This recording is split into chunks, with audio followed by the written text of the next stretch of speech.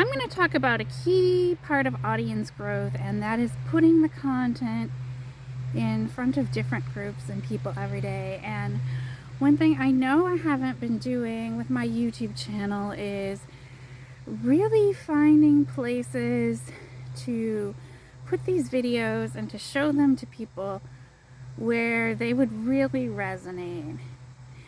And part of it is I haven't really been focusing the time and attention to this channel that I really need to be doing if I want it to get big.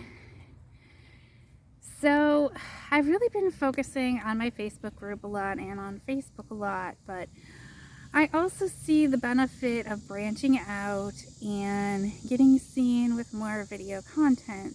So when I do that, I'm like, I want to talk about things in these videos that really resonate with people and really kind of meet them where they're at.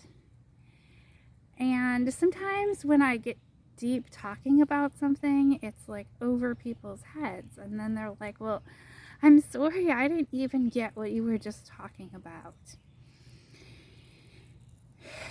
And so what I'm trying to do with my videos is bring the content down to a level that my audience understands. But when I keep putting these videos in front of different audiences, where people are at varies quite a lot. So that's why, like, when you go through my channel, I know some of these videos are going to be way over your head and way out of context compared to basically the rest of the channel, because when I started making this channel, I didn't really make it for my audience being in a specific place. I wanted to tie everything together because I wanted people to be able to get to know me a little better and not just be a copy of all these other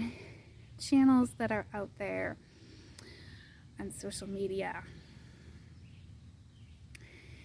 So when you're creating your channel, I want you to think about that. Like, who is your audience? Who is the person that you're speaking to when you make this video?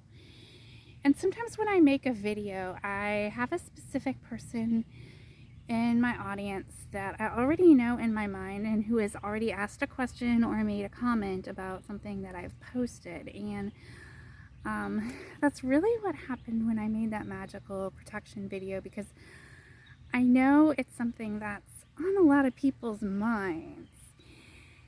And I know that it's like a big deal, you know, the idea that, yes, some people don't really have your best interest at heart, but knowing that sometimes it's not really strangers who don't know you at all, sometimes it's the people closest to you, which can kind of be a really uncomfortable topic to talk about. And I know when I was in that situation, I probably wouldn't have wanted to hear, even from my closest friends, about the toxic relationship I was in, because in my mind, that was the most important relationship in my life. So anybody saying it was bad, their words would not have been heard or not have taken precedent over what I felt the importance of the relationship was. And it really took a lot of different people essentially telling me the same thing before I was able to put that relationship down and to accept that it was over and that it never worked.